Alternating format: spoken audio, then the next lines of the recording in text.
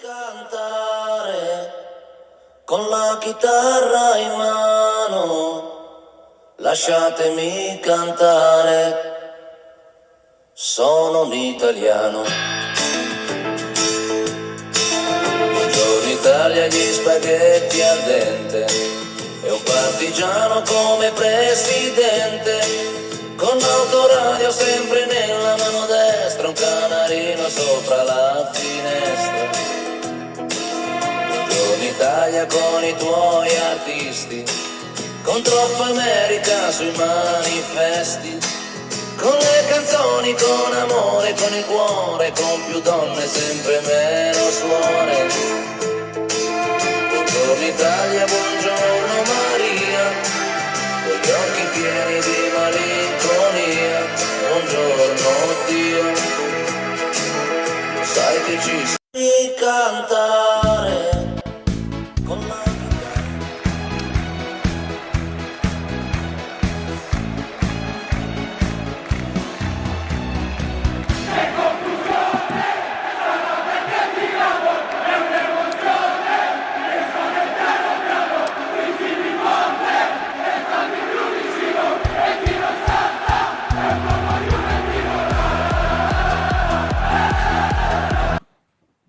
Buongiorno, pomeriggio, buonasera, fellow Milanisti, and welcome to another live episode of the MLM Podcast with us, your host, me, Maxwell Mardia, and him, everyone's favourite AC Milan uncle, Zio Gino.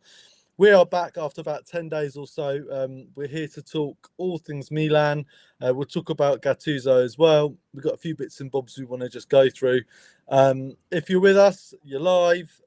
Please follow, like, subscribe to the podcast. You can find us on YouTube, Apple, Spotify, literally everything, TikTok, whatever you want, we're there. Really appreciate all the likes, follows, subscriptions.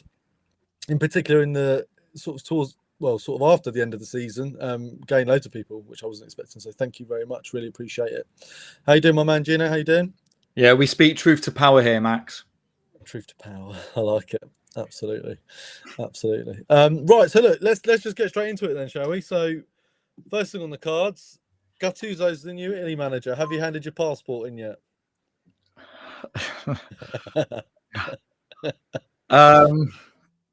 No, because I need one to travel, basically. Listen, I think everybody's first choice was going to be Ranieri if we were going to get one, as somebody that could motivate the team, do the right things. But I think it does. We're oh God, I don't even know where we start on this. With Gattuso, as Milan fans who grew up watching him play and then watching him also coach, we have a lot of emotion about him, right? It's not just this simple kind of football which people think that, you just want players to run and be murderers on the pitch and all these other things. He does try and do things where he's learning from it, but is he the ideal choice for Italy? No. The choice should have come after the last Euro. Spalletti should not have been kept on. Had you not kept Spalletti on, you could have tapped up somebody like Ancelotti. And instead, Brazil's got Ancelotti. And we find ourselves in a position where, look, Sarri is not the kind of guy that would have bowed to the Fidget mantra. You wouldn't have got Allegri. I don't think Allegri wants international coaching football now. I think he just wanted club football anyway. Simone Inzaghi, is he going to turn down 20-odd million to coach in Saudi Arabia? No. Roberto De Zerbi, good, but does he need a lot of time with the squad to turn him into De Zerbi ball and all this kind of thing? I think it just says a lot about what's happened with. We've got, as Italy, as a place for coaches, we're privileged. Is Gattuso the right man to do it? I don't know, but all I'm saying is I hope to God that he is and that we get into the World Cup. It looks highly unlikely, but not because of Gattuso. This is because of Gattuso. This is because of what's come beforehand. Now, if there's anything that gives me a sense of relief, it's the fact that in the press conference, in the press conference, there is a there were a lot of telltale signs of the kind of team that he's got, what he's going to get from that team, the fact that he's brought in Bonucci to look at the youth setups with Buffon. So already thinking ahead of what's to come over the next few years. I don't know. Have you watched any of the under-21 tournament? Italy have been playing brilliantly in it. The game against Spain the other night, brilliant. Yeah, I haven't had a chance. We do that at under-21, and we do that at under-19, and we do that at under-17. So the point that Gattuso is making is, why is it that these players aren't doing it at, in the senior teams? And the other telltale sign is, he's saying, what is it, 60-odd% of players in Serie A last year, or 60-odd% of people fielded, were foreigners. No, I think it's more. I think it was like closer to 70. It was like 68% or something. Yeah, that's like right. That. Yeah. And it's like, we're foreigners, and the rest, we've got to invert that. But if there's anything, you could see the pressure that was on him. You could already see that the pressure was on him. So I've not handed in my passport. I can only hope and pray that he gets us there. Yeah. But how we then end up faring in the tournament, how we end up then faring long term, this is all about culture. Gravina, I think we said in the last podcast, he shouldn't have a job. Yeah, I mean, I think it's not your first person, is it? It's not the first person you want. It's not the first choice that you make, looking at all the Italian coaches available. No. Ranieri was the obvious solution, but I don't blame Ranieri. He's, he clearly said Roma was the only team he was going to come out for. He's got a, not a cushy, but a decent job now at Roma.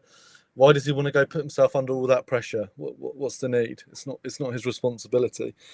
With Gattuso, I'm 50-50 with this, a bit like I was with Allegri. I don't know. In terms of bringing that sense of the appartenenza, I think he will do that quite well. I think he does bleed for the shirts. He always has. In terms of Italy, he did win a World Cup. He is famous. The players can relate to him quite quickly. He is that mentality monster. He is that Grinta monster, which to be honest, if you look at the last 2 years in particular with Italy, we have been lacking quite a lot of that. So there's that fight and desire. It's kind of just there's only 2 players that have shown it for the Italian badge in the last 2 years. 2 or 3 players tops. Yeah, and so those haven't been the best quality players either. So I think what I was trying to say was I think it's felt like 11 millionaires with an Italy badge, not 11 Italian national players. And yeah, Donnarumma, for all the good that he can do in goal, he's not a one-man band, is he? So, the defence hasn't worked, even with quality players. Spalletti didn't really know if he wanted a 3-5-2 or a 4-4-2 or whatever he was trying to do. His arrogance kind of got in the way of everything. He pissed players off as well. I don't think Gattuso is going to do that. I think he will bring appartenenza. I think he will grow a family-like culture, like he said himself. Results-wise, though, Gina, I'm not sure, man. The man is up and down. If you look at his... I don't think you can question his football career as a player. I don't think anyone will. But as a manager, it's questionable. It's very questionable. Yeah, but we say that he missed out on Champions League with a Milan side that wasn't exactly brilliant by 1 point. No, he missed out on Champions League with the Napoli side that was the basis of what Spalletti ended up taking to win the Serie A title, but he missed out on that with 1 point. Again, Champions League. Hajduk, the last side he was with, they hadn't been in contention for the title for 20 years, and he was there with them until the very last day of the season, in terms of getting them nearly the title. So I don't know. Sometimes there's the right person for the right moment, but we don't know that it's the right person for the right moment. It just kind of happens. Yeah, it's guesswork. Right. It's just guesswork. Had we gone back to Mancini, I think that would have caused more issues than actually.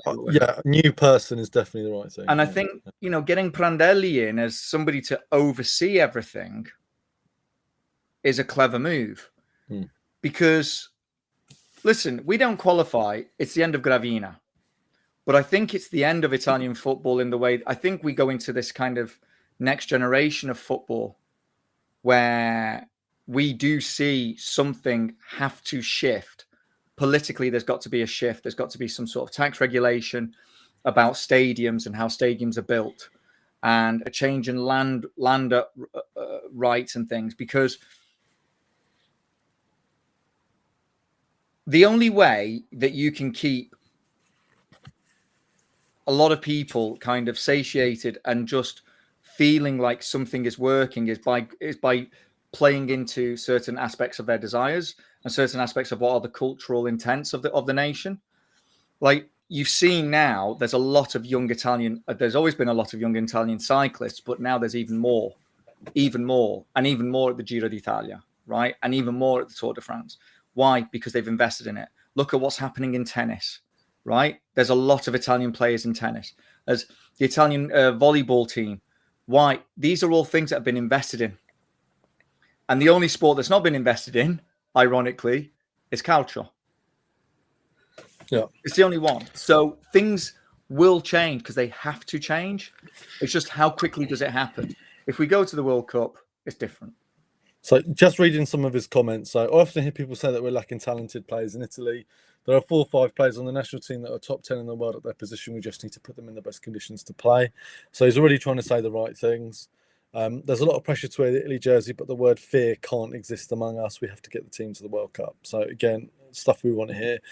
And then Gravina, Gattuso is a symbol of Italian football. The Italy jersey is a second skin for him. His motivation, professionalism, and experience will be fundamental. Again, Gravina's a piece of shit, but I can't really disagree with anything he said there. That is probably spot on.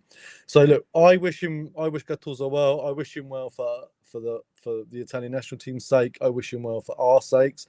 I wish him well for the future Italian youth players. I wish him well for everything.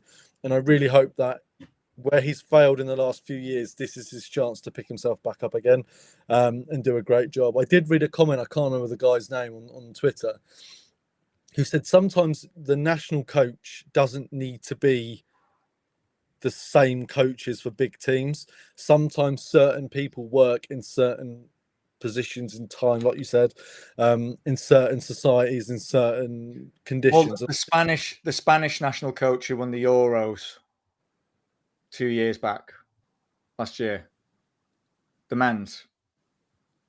Yeah, I can't remember his name. He came from the under 21 team, the under 17s team. Wasn't a big name in Spanish football. He does have a much better crop of players, that you could argue. Yeah, he's got better players, but the point is, he didn't have to be the reference point. No, of course not. No. Everything was. Gattuso doesn't have to be the reference point. Right. I think let's just hope. This all cocked up. Look.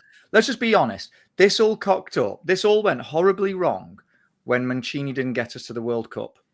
Yeah. That's it. That Jorginho missed penalty against Switzerland. That's it. That's the moment. That's when it all went horribly wrong, because Italy could have easily ridden a wave after that tournament win. Yeah, they didn't. They did the classic Italian thing, which is when we're not underdogs, when we're in ascendancy, when we're a team that's respected, we fuck up. When we're the club I keep saying club. When we're the national team that has no chance, is miles away, is written off, hasn't won anything for ages, then we get to finals and win things. It's the strangest thing in the universe. We absolutely love being the underdog. I don't know if that's just our mentality as a nation, maybe, I don't know, but it's interesting. It is interesting. Right, let's move on from Gattuso. Like we said, good luck. So I don't know if you've seen this video. It's Tade just walking off. Again, I don't know how to address this, but there's a lot of bollocks floating around. I don't know how else to say it. If you believe everything you read, I don't know how these guys would be able to fit what they're doing into 24 hours, to be honest, in a day.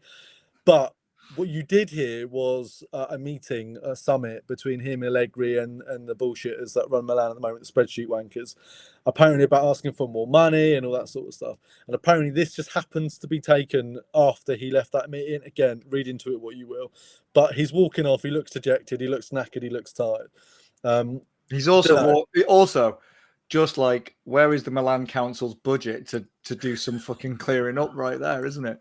Look at that. Look at the amount of weeds. I know. Good Lord, just mow the lawn, lads. Well, they're putting so much effort into rejecting Milan's chance to build a stadium. They're not spending the money. A stadium which has never existed, and a stadium which isn't real. Yeah, which and it's never going to happen. It's never going to happen. I don't want to get back into this, but it's never going to happen. Carry on. So this is just a little side point. Now what we're going to do is we're going to just try and fly through some of the rumours. I've got some stats and stuff. Just before we do that, big hello to everyone in the chat. Hello, Carmelo. Hello, Lab Gorilla. Stand up, bro. We need to see that shirt. Okay, before we do that, so I'm a very lucky man, and for Father's Day, my two sons bought me this.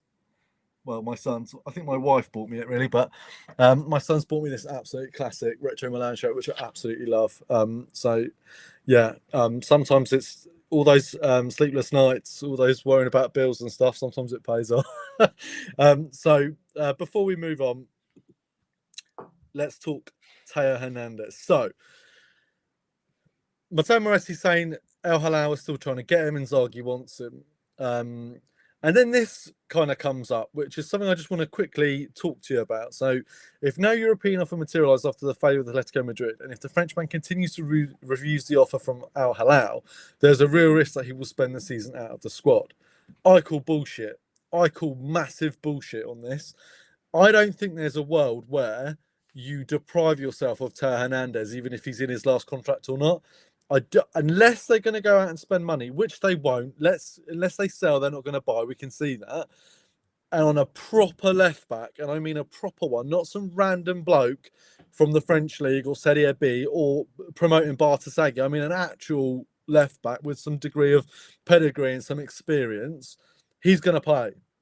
This is bollocks. They'll never put him out of the team. It's never going to happen.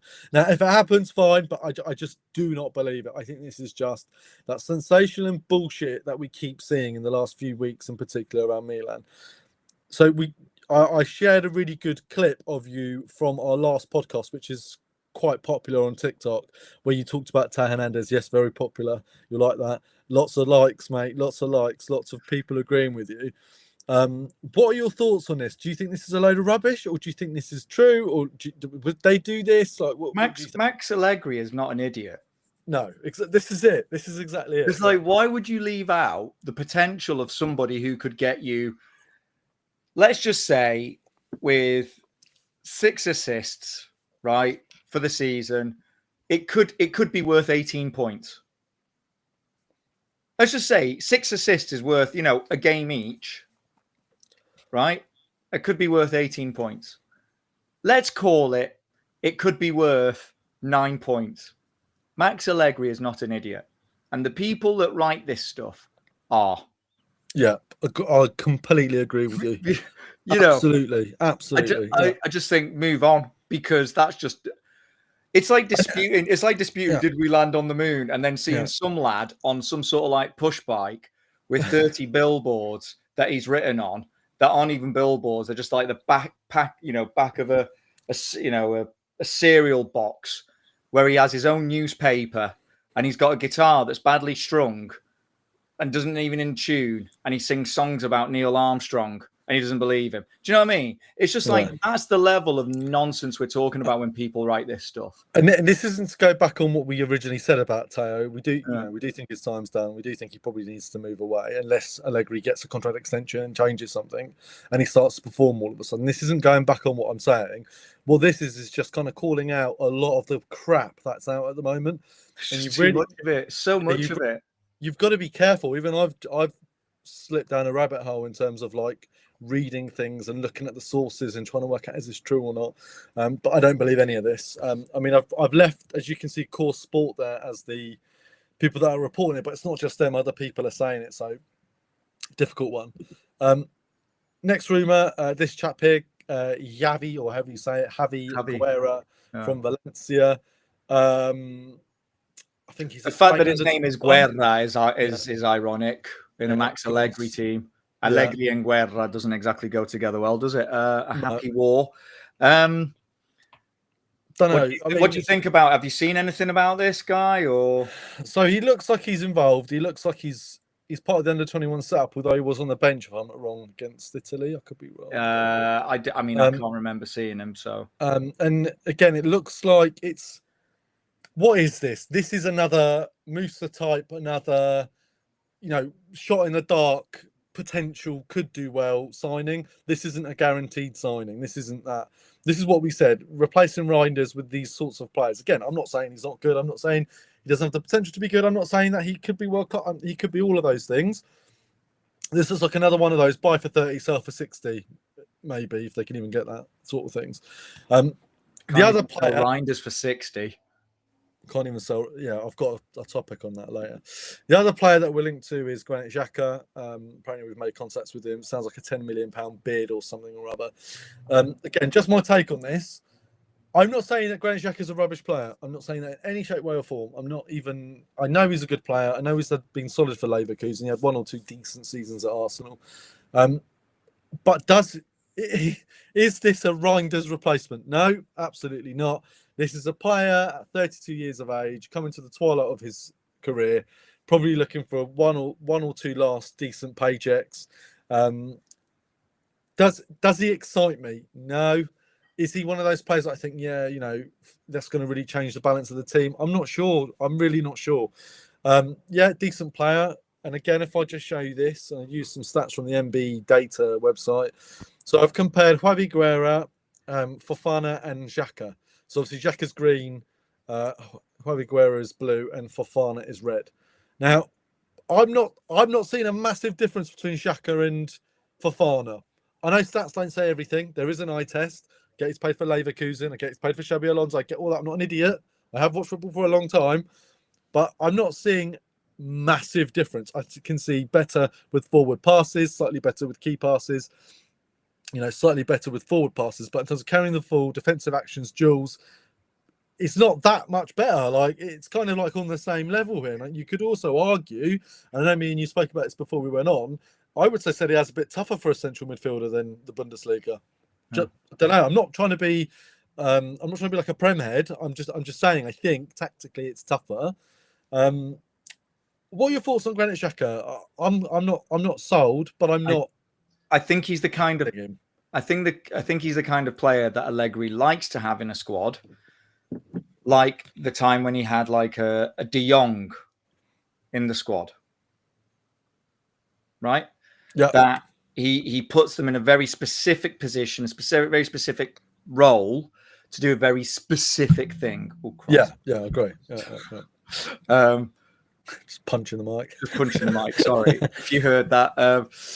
However, do I think that this is what the replacement for Tijani Reinders is? Absolutely not. It would have been interesting to have seen Tijani Reinders' stats on that chart, because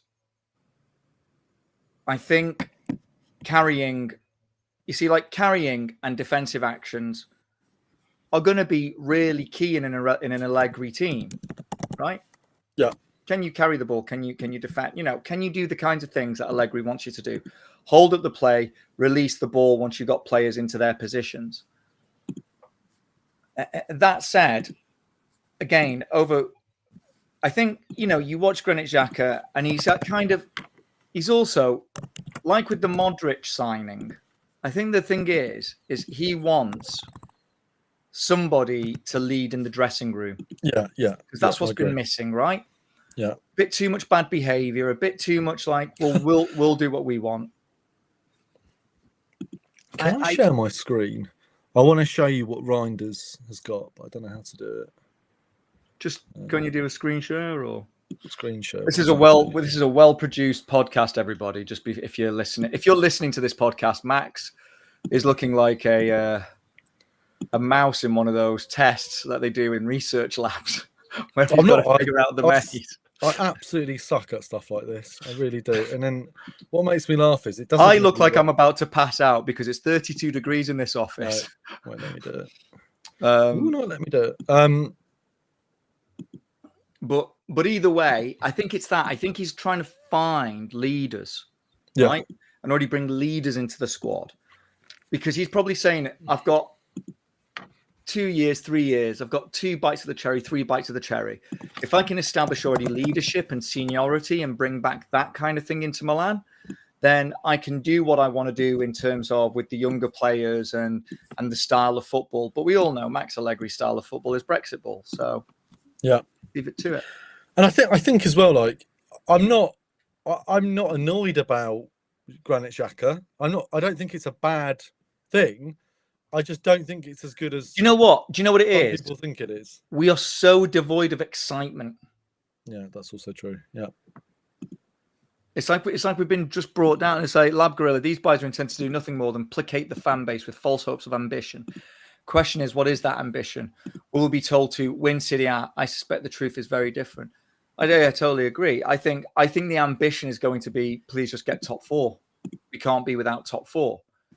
That's not ambitious at all. No, it's not. No, it's stabilizing, but it's not ambitious. But that's AC Redbird, Gino. That's what it is. Are we allowed to talk about AC Redbird? Well, I don't know, are we? Where's Santo Milanismo when we need him? Santo Milanismo. He's not back for a while. I can't get the Reinders thing up, but the Reinders is interesting because if you look at forward passes, key passes, all that sort of thing, he's well up there. Like carrying the ball, he's literally at the edge. But forward passes, it's okay. Key passes are great. Progressive passes are good, but defensive duels, defensive actions is horrific. Like it's at like absolute bottom, like worse than Huera. If you look at where Huera is, it's actually worse than that on that end of the scale. So look, it is what it is. Let's keep doing these rumours, and then we'll just kind of talk a little bit about what John's brought up. So next one is about Leao. Again, the way in which Romano reports this gets on my nerves, but I have discussed again Rafael Leao internally. I mean, what the fuck does that mean? Well, we've discussed Leao, so does that mean we're buying him? Next. Yeah, exactly. Next. But no proposal negotiations. Next. Next one, Samuel Ricci. Matteo Moretto is now saying that we do want Samuel Ricci. He's interested, but he's not on the priority list. I'd get him. I'd get him. I know that I don't think the price has gone up though to 35 mil. Again, I don't blame Torino trying to get their cash, but again here I've just put. Did I put Reinders in there? No, I've just put Richie in there, and I've also added Musa just to give you some context. So according to data, Richie is the closest to Musa, which I thought was hilarious. But again, Richie, he's the blue. Can you see the really tight triangle? Yeah. So again, if you believe stats, his stats are horrific. If you want to believe this, if you don't want to pass the eye test, but he's Italian. I think he could do a decent job in a different team, in a different setup. But again, I just want to give some context to the Samuel Ricci thing. Right, next thing, probably the biggest Fanda Mercado I've ever seen. And when you actually think about it logically, and you actually sit there and you go, Napoli offered us 25 million for Yunus Musa? Really? And we said no. And we said no, and then we wanted more, and then the bonus structure wasn't right. But we sold Reinders for 55 million plus what? So apparently it's not happening. Apparently there's like it's not cancelled, but it's bullshit. Let's just call more bullshit. Not selling it. Like basically, this is like when people were saying to me back in 2015, you should get into Bitcoin. Yeah. So not good. I would have literally for 22 million. I'd have driven him from Milan. I would have just driven in him from Milan straight away. You want him? Look, he might do better in a better team. He might do better in a different team. I think he needs to reset his career, but I think with us, it's done, man. He needs to go. 20 million is, generous. There is some reports about West Ham jumping in now, but I don't know. We'll see. Do you know what? Let's just get rid. Next. Yeah. Next thing. So, first, Allegri really wanted Vlahovic. Now he wants Keane. Of course he does. Of course he wants the players with whom he's had the most issues with. Yeah, of course he does. There's a £50 million release, €50 million release clause until mid-July. Blah blah blah blah blah blah blah blah blah. It's not going to happen. It's not going to happen. It's just not going to. What do they think? The clause thing's over, and Fiorentina are going to want less than that. They're not. And also, Keane. Right. So if you were to base Gattuso's comments yesterday, about he wants players playing every week. He wants players demonstrating their ability. If you listen to the Vieri interview, where he was saying that Vieri was interviewed by, I can't remember who it was now, but players should be playing. Players like Keane and Retegui should be playing every week, right? Why go to Milan? Like, also, has every journalist forgotten that we bought Jimenez? Yeah, that's another thing we'll talk about. So, his stock's high. He's had a great season. I can't. Why would Fiorentina sell him? Why would he come to us? Like, this is the thing. We're not an attractive club anymore. It's just upsetting. Next, this is just continuous Fanta Mercado to make us feel better, right? Zorelli's gone to Monza on loan in Serie B for next season. Of course he has. Confirmed, and along with that is this story from Nicolo Schira, which says we're ready to loan out Kamada, Torriani, Batazaghi to Serie B clubs. I want the guys to have some experience. I do want them to play more. We're going through a season where I'm conflicted. I would like to see Kamada and all these guys play for Milan, but I'm also kind of there, sat like we have to hit top 4 this season. It has to happen. We can't risk not doing it. Are they really going to play that much if it's only once a week and Coppa Italia and the Super Cup? I don't know. I can't see it. So I'm happy for them to go out on loan. It just needs to be the right loan. I think. Look, the big thing for me about this is, it's fine if they're going out on loan as long as we don't have some sort of stupid option where that team that loans him out can buy him for like 2 million or something. Yes. Like, that's fine, because they need to get the experience, they need to get the game time and stuff like this. And like I said in the last podcast, Totti did it at Salernitana. I watched Totti. It wasn't there. No. Was it Reggiana then? I don't know. He's never been on loan, mate. I went through. He has. I went through all his stuff. He's never been on loan. Well, I'm going to look now, because if I'm wrong, I'm wrong, and I apologise. And my footballing brain is absolutely gone. It might be. I think you might be thinking of someone else. He's never been on loan. He's only ever played for Roma. Well, who the hell then did I see? I don't know. It's not Totti though. I'll say that. It wasn't Totti. Shit. It was somebody else of that era. Yeah. But I remember seeing somebody at Salernitana that went on to play. Oh God, who is it? You know, this is gonna so annoy me. Don't know.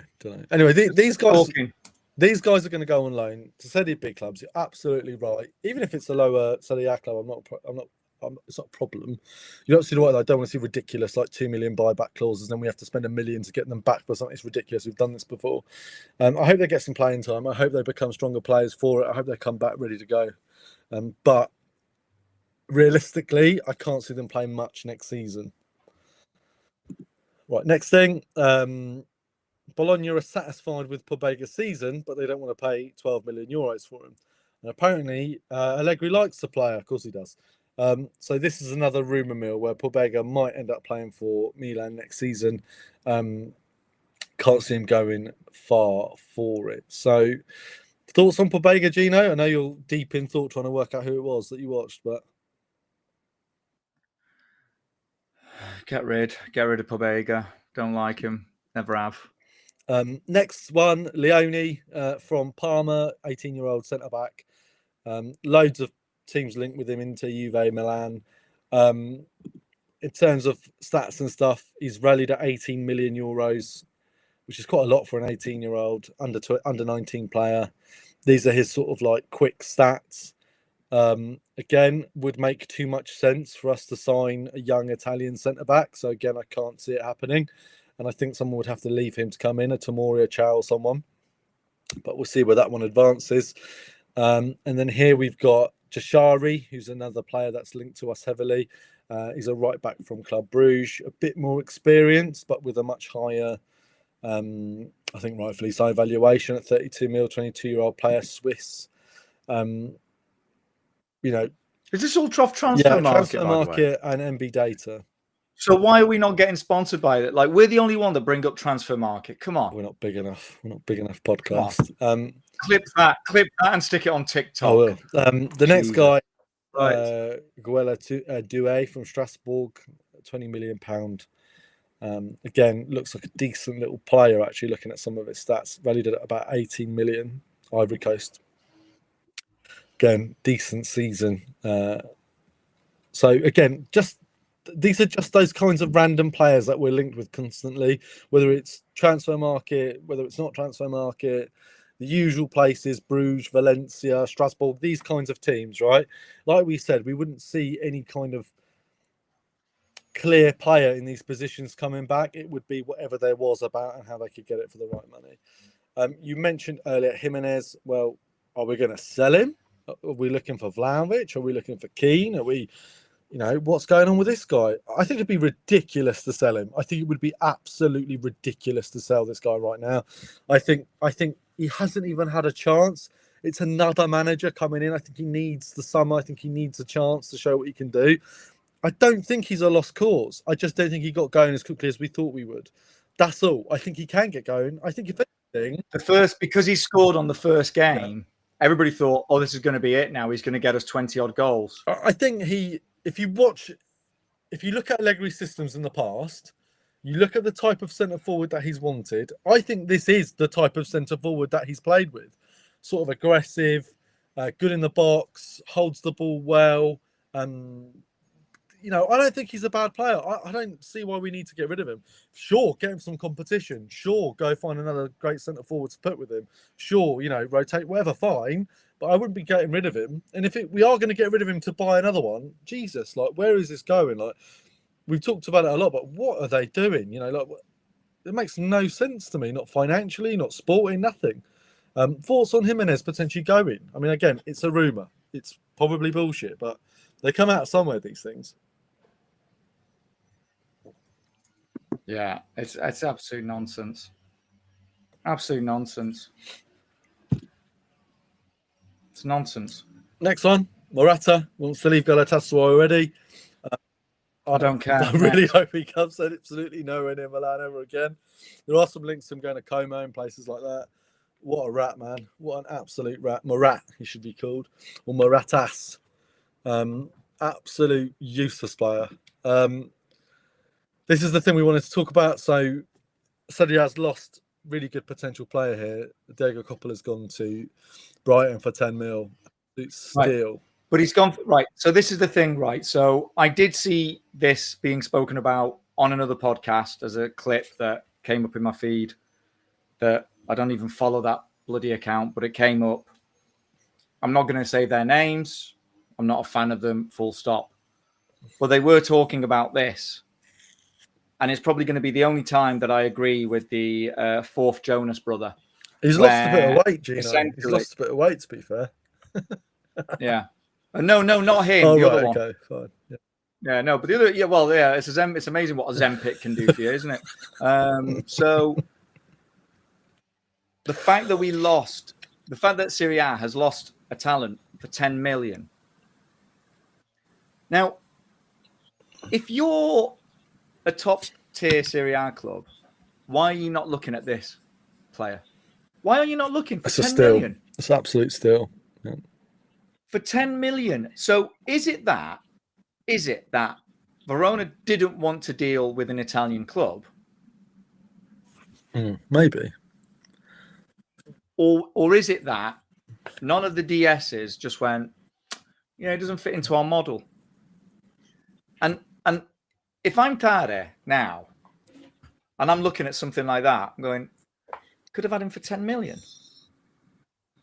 Something just feels skew-if with this, in the sense of, what's that saying about Italian football and Italian football players? Yeah, well, they don't want to play. They don't want to play in Serie A. They don't want to play in Serie A, and then we don't buy them. We're going to go spend money on random players from France and Spain. When we've got players about Belgium. You talk about Moneyball and spreadsheets and all the bullshit that they feed us every week. You're telling me you can't go sell one of the centre backs that we have in our team for 20 mil, 25, 30 mil? You probably could, and then get this guy for 10 mil. You've saved money. You've done the spreadsheet FC thing. You've done the Forza AC Redbird thing. You replaced them with a young Italian. Why are we not doing these things? Why are we so? I don't get it. And not just us. Inter could have done it. Juve could have done it. Roma could have done it. Lazio could have done it. All of those teams are a step up. Atalanta, they're all a step up from Verona. Interesting. Does he see a better project at Brighton? I've got it. Who's it? Perotta. And he was at Regina. Perotta. That makes sense. Perotta, Leeds-born Perotta. No, Ashton-under-Lyne born. I thought it was Leeds. Simone Perotta, Ashton-under-Lyne. Nice. And I've got a fact about this, but I'm not going to say it on air. Okay, so anyway. Right. Yeah, so look, let's move on from this. Just a comment around Reinders. So this is essentially like City fans taking the piss out of us. So painful. When we said that selling him at that price was ridiculous, you know, you get the apologists, don't you? Oh yeah, but they made 55 million euros and there's bonuses that's going to add up to about 70. What the fuck, man? We just gave him away. We literally given him away to an oil club. One of the best, the best midfielder in Serie A, technically, last season. A spreadsheet FC club, Forza Redbird, Forza Milanismo, all that shit. And you just giving him away to City. They are saying, oh my God, this guy's like £100 million player. He's played one bloody game. It's astounding, the level of incompetence. Absolutely astounding, the level of incompetence. Why can we see these things and why can other people not see them? It's horrific. Like, who sat there and went, oh yeah, that's a great price. Which of you said that? Who actually thought that? Like, come on, like, it's the most ridiculous thing in the universe. A Premier League team, and not just a Premier League team, the Premier League team for buying players overpriced. The Premier League team for 115 charges. The Premier League team for spending atrocities left, right, and centre. They spent more money on players than like countries' defence systems, and we sold him for 55 million plus bonuses. It's absolutely ridiculous. They're laughing at us. £46 million is what Championship clubs pay for players nowadays. We are an embarrassment on all fronts. We are. This is what we've done. We couldn't even sell a player to reinvest. What a load of bollocks. The apologists out there still excusing Folani, still excusing the way that this club operates. You're embarrassing, mate. You are embarrassing. You're embarrassing all of us now. Stop it. Delete your Twitter accounts. Delete your Instagram accounts. Stop going on things and talking. Absolute fucking nonsense comes out of your mouth. Gino, thoughts on this, man? It's ridiculous. Absolutely ridiculous. To all of those who are on podcasts and have got social media accounts that made excuses for this management for years and years, who have now done a complete 180 and are saying, oh no, yeah, it's terrible, etc. Be a little bit more humble. Apologize to the likes of Lab Gorilla and his boys for the things that you have said. Because it is that which boils our collective piss. 100%. Yeah. We have said it from day one. They do not care about the football. They don't have an understanding about the football. And when you make up that you've got contacts in the club, you don't have contacts in the club. You're being fed a line by somebody in the club who's got in touch with you because they realize we'll just do a bit of influencer outreach to a bunch of people in specific markets. This is how they play the new media world. Okay. Stop making it that it was like your job, your mission. You have lied through your teeth for a year and a bit, if not longer, about this management. You have apologized for them persistently.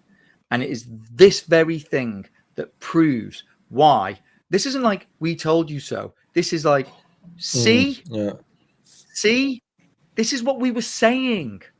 We could see something like this happening. We could see it. It's horrific. It's the fact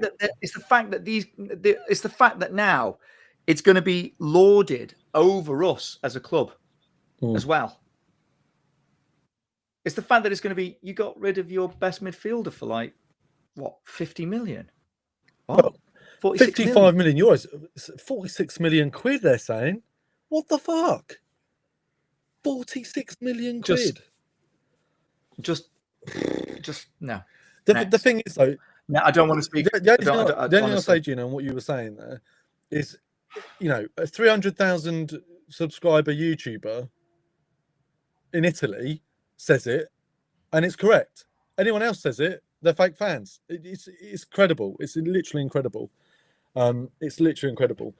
We know this. We've talked about it blue in the face now. This is AC Redbird Limited. This is a company, an enterprise made to make money. The only people making any money of it are Redbird. We are the ones that suffer. We suffer sporting wise. We suffer reputation wise. We're embarrassed. It's not good. It's really not good. Right. Last slide. So just about the upcoming games. The only thing I wanted to point with this is just the absolute frustration around having a couple of games and then going on fucking international break, literally straight away. So we've got Bari on the 17th of August for the Coppa Italia. Then we've got obviously Cremonese at home, Lecce away in the space of 6 days. And then we have an international break, which means we won't see anything for 15 days until we go, till we have Bologna at home. Frustration with this, or is it just me, Gino?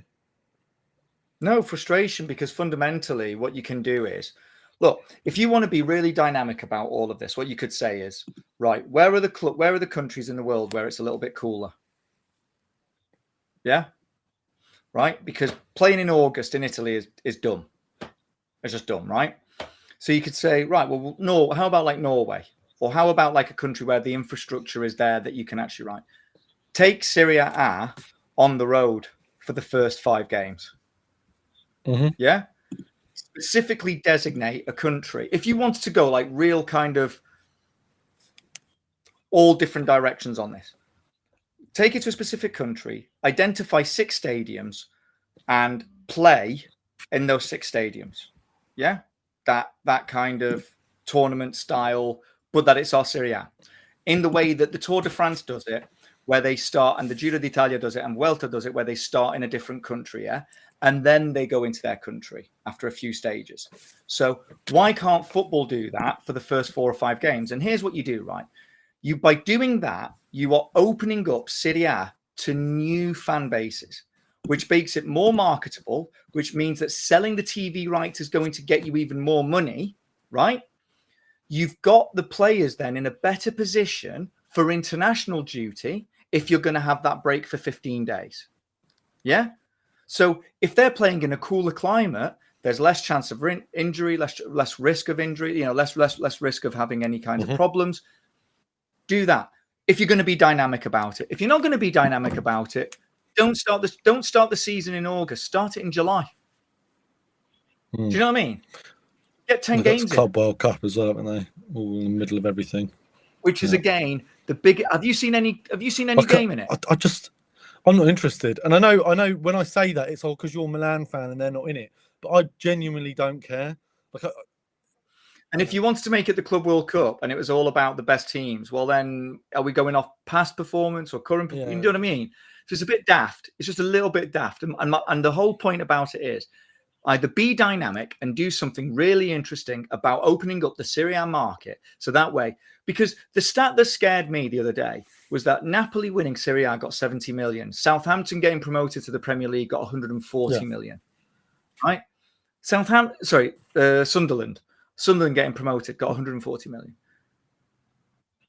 That should tell you the trouble that Italian football's in.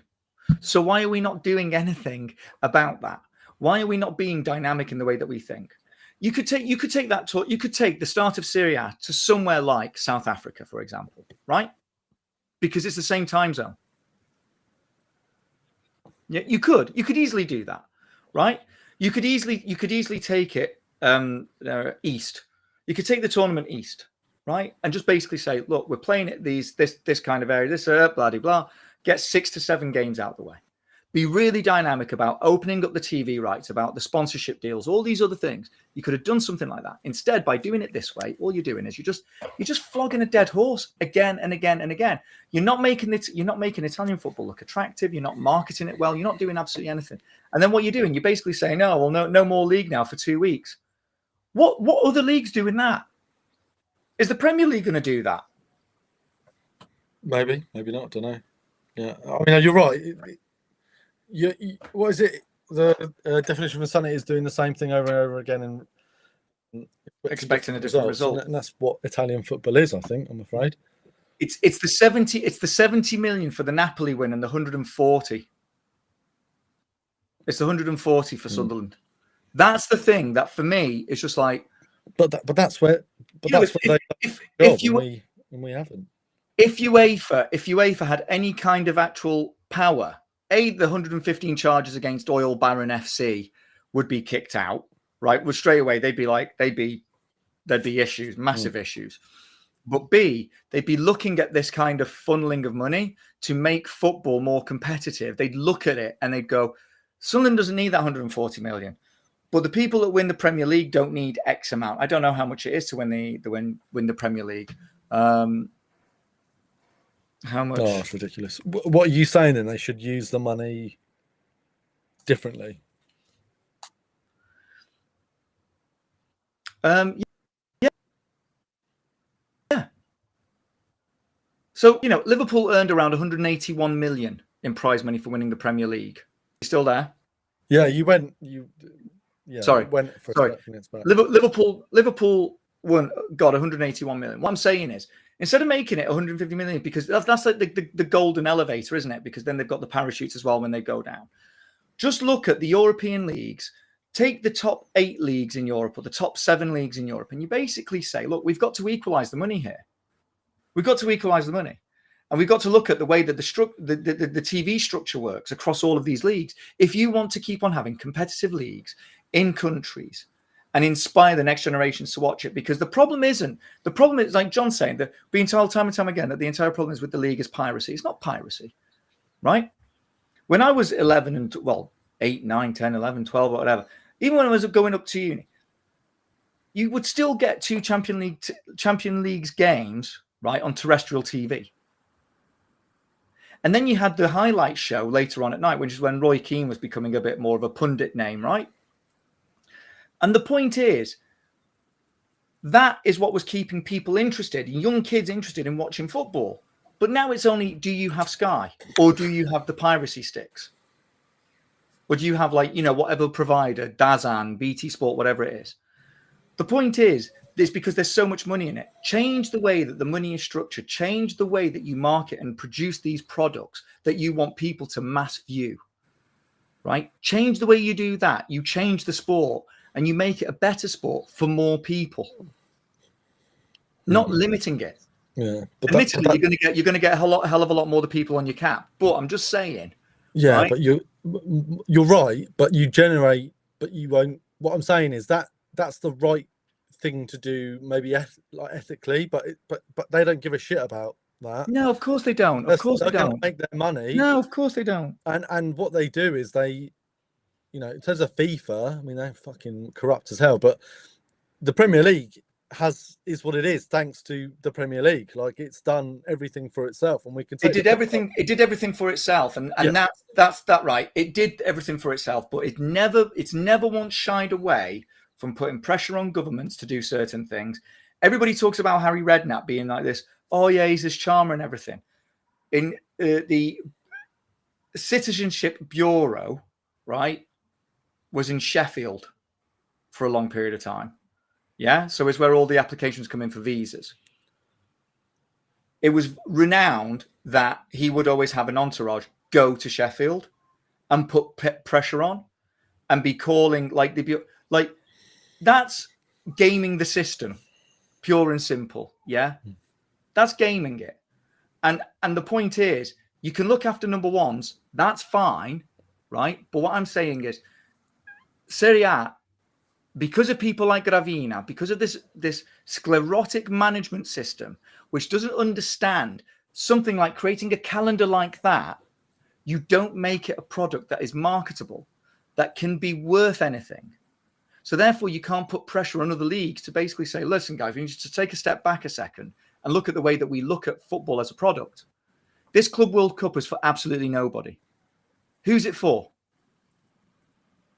because you're making players play like 70 games a year, 80 games a year. If that was a racehorse, by the way, those racehorses get shot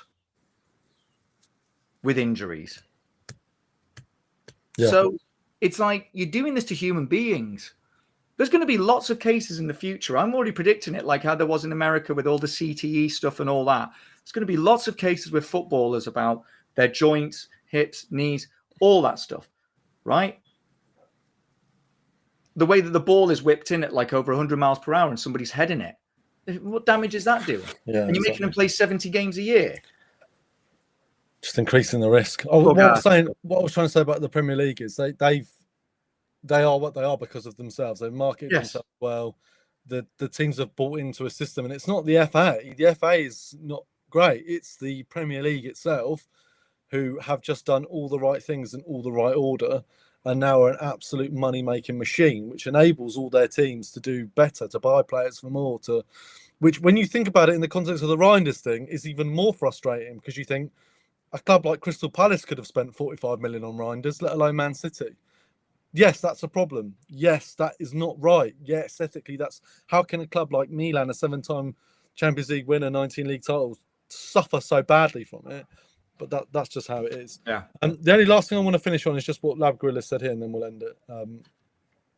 These buyers are intending to do nothing more than placate the fan base with false hopes of ambition. Question is, what is that ambition? Will we be told to win Serie A? I suspect truth is very different. Just before we finish, John, you're absolutely right. It's just more bullshit fed to us. So, yes, of course, one game a week. Yes, of course, Allegri. Yes, of course, random players bought. We should be able to compete for Serie A. We won't be able to compete. We won't be. We'll be lucky if we hit top 4, even with one game a season. I think in terms of, again, better the devil you know and all that, but until Redbird goes, it's going to be the same shit. Right, Gino, final thoughts on this, and then we'll close off. No, absolutely right. I said my piece about it before, but John is, as ever, always right. Right, so thank you very much for listening, guys. Really appreciate all the listeners. We reached about 55 live, which is really good for like 1 p.m. on a Friday afternoon, so thank you. Yeah, nobody's working. Nobody's working, yeah. So look, follow, like, subscribe to the channel if you like what we're saying. We have got some really good guests lined up soon, which I'm quite excited about. Proper guests. I won't give it away. But yeah, really excited to have them. No offense to certain guests from the past. No, definite offense to other guests from the past. Anyway. Yeah, absolutely. Right. Have a great week, guys. Sempre Forza Milan. 10 days or so seems about right. We'll see what's happened then. I'm about to pass out from the heat.